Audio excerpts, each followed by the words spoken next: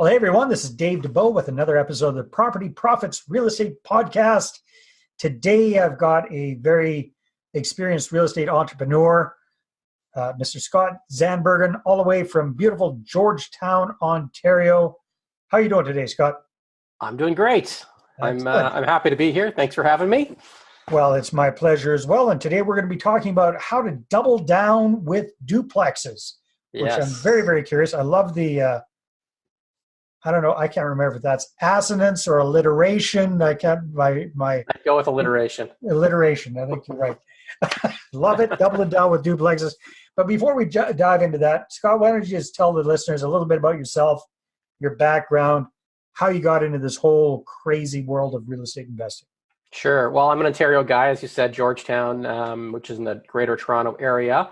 So I've been working in corporate life for 24 years, something like that, working for mostly technology companies. And it wasn't until maybe a little over 6 years ago where I kind of had a bit of a light bulb moment for me, where was I think becoming a little bit more in tune with my investments that were, I was making through my employer, RSP contributions and whatnot. And I think it was probably 7 years ago or so that I finally made the move to do self-directed investing, right? So that was, getting away from the, tried and true mutual funds, which typically don't do a lot of returns for you, and wanted to take I like to call it tried and bullshit, but that's... Tried and bullshit is another way to put it. Yeah. I'm putting it mildly. So I think like a lot of Canadians, you just kind of, when you're in your younger years, maybe you don't think as much about that as you possibly should. And then I had this light bulb moment. I was just frustrated because I was logging in a lot, to my accounts, and realizing that the only growth I was really seeing in the portfolio were the investments that I was putting in, right? So the money I was contributing monthly, quarterly, whatever. And so I kind of had this is crazy. So I moved all my funds to ETFs and started managing it myself.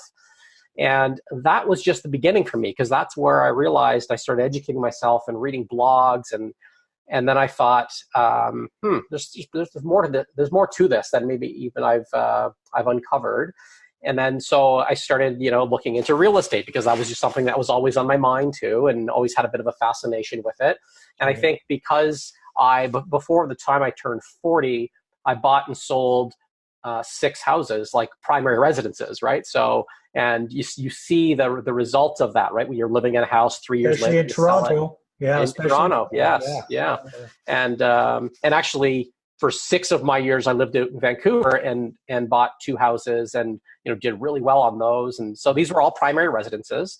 So it just was showing like, wow, look at these big paydays that are happening every few years here with real estate.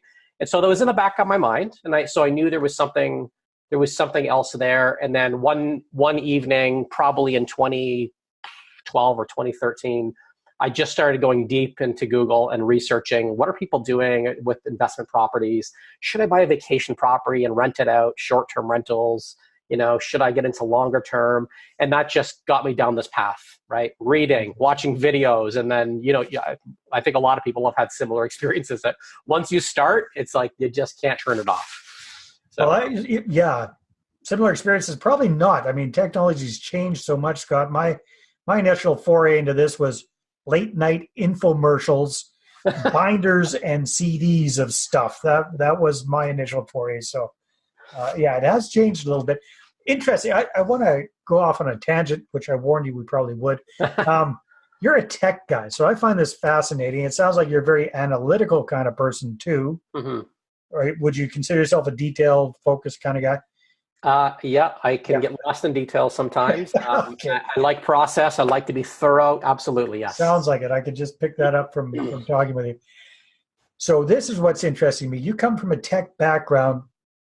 In tech, my understanding is, sexy is trying to be the next founder of the next Facebook, Google, Microsoft, Apple, you name it, Amazon, all these companies, tech companies and online companies that just explode and go from there.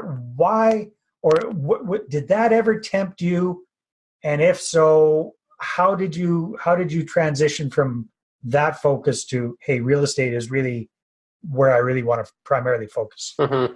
Well, I mean, I most of my career has been working for big companies, right? We're talking in excess of 8,000 employees in companies of that size. And so I was working in different roles as product manager, as marketing managers. I rose to a VP level of a product team. And so I think I was a little bit more of the cog in the wheel corporate guy. And to a certain extent, I still am.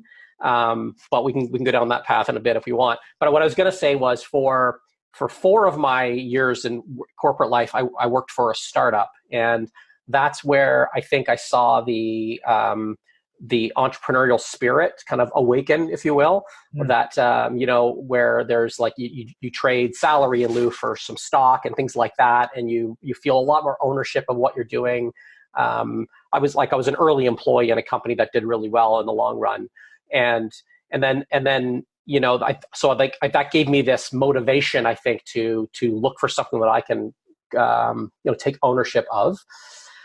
And then but even since then, I've been 5 years ago I joined the company I'm with now, and I'm still kind of in that corporate grind, doing my thing, getting the nice T4 income, which makes it easier to get mortgages and whatnot, which is a key motivator. Yeah, it's important. But real estate for me, like about 6 years ago, is when I started really going down that path, and jumped into it with both feet, and bought my first 3 houses in the span of 3 months. Nice. Then I think it was just a tipping point for me, and I definitely am one of these people that get a little bit obsessed with things. Yeah. And this was one of my obsessions, and it has been for that period of time, since for about 6 years. Very cool. So how would you compare and contrast life in the startup business, that kind of entrepreneurship, those kind of opportunities, with what you're doing with real estate investing? And, without spending too much time on that, but similarities, differences, and why you think real estate for you is better. Yeah. I mean, one thing I learned about being a startup is there's less clarity around roles. First of all, like you do what needs to get done, and everybody that works in that environment has a very scrappy entrepreneurial mindset, right? You get done what needs to get done in a particular day, week, or month.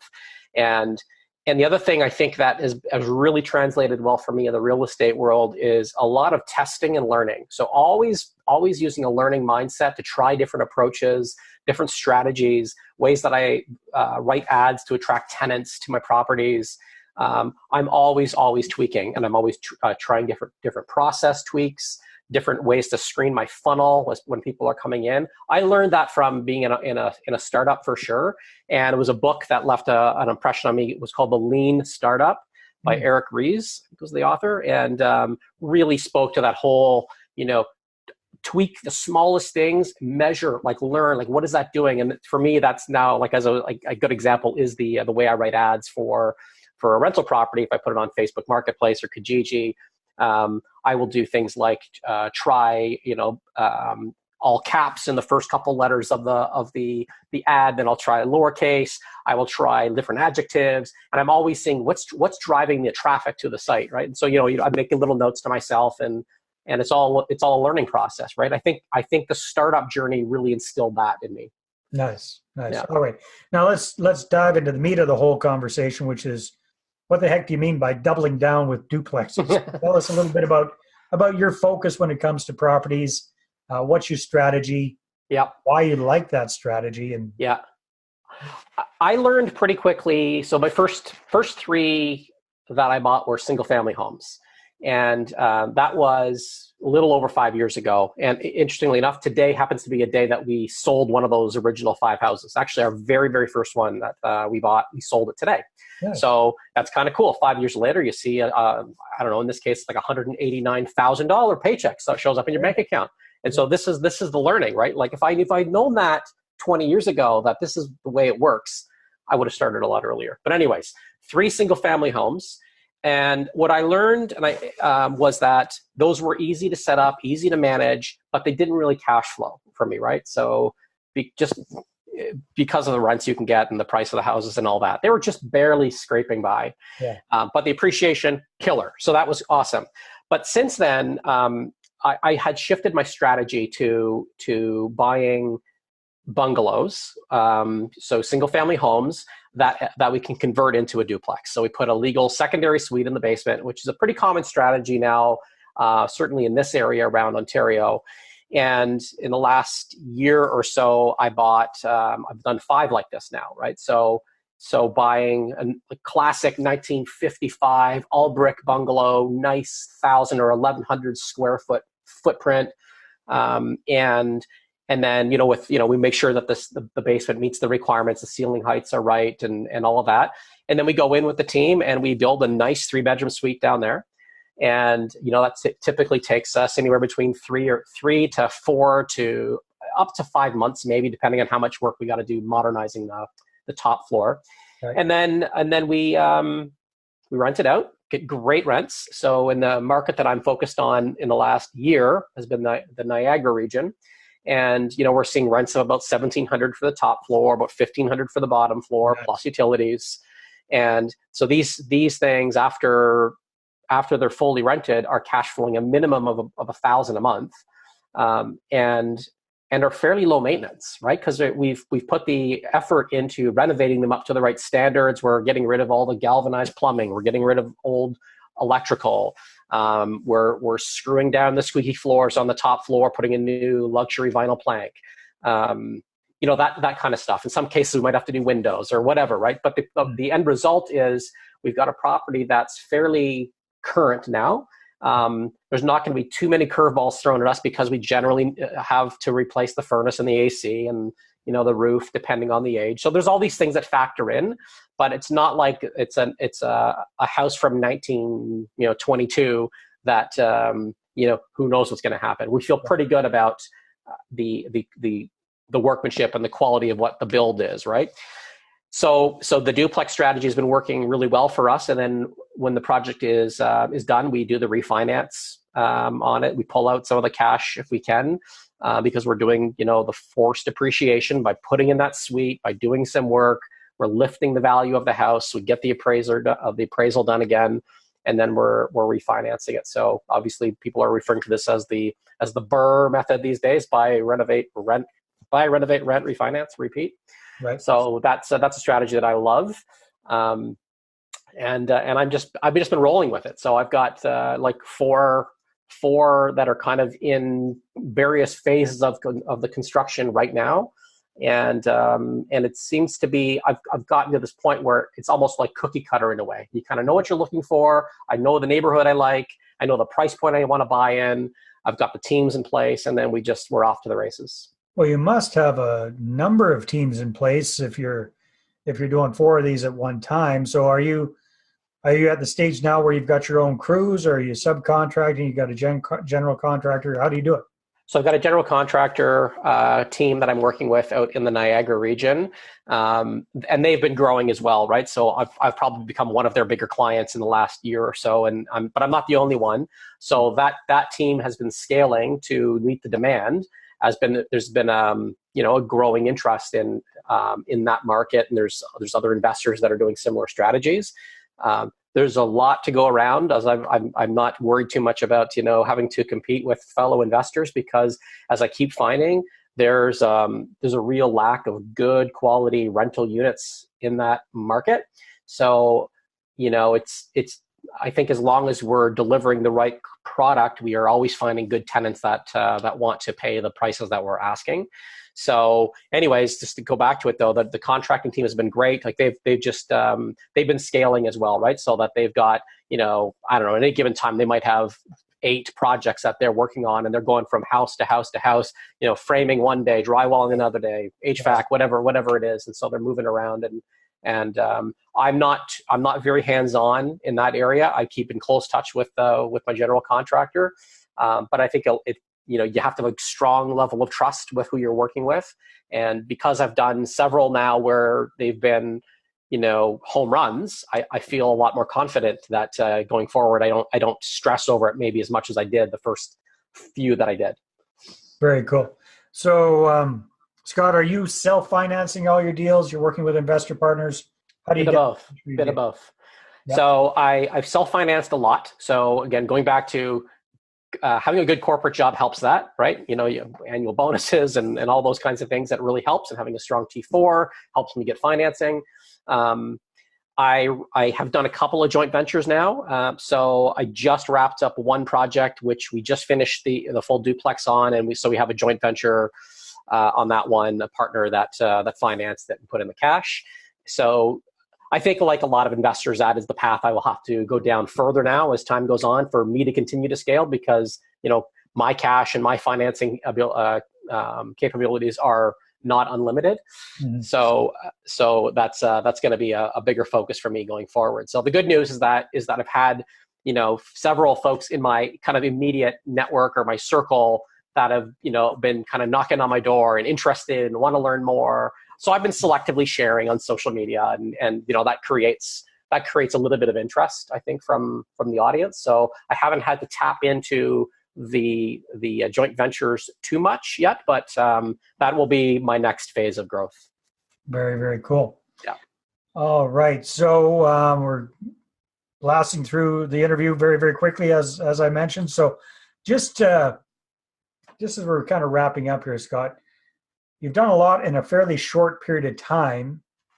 You touched on earlier, you wish you had known about this, you would have started 20 years ago. But besides, 2020 hindsight, if you were to do things over again, besides starting earlier, what, if anything, would you do differently?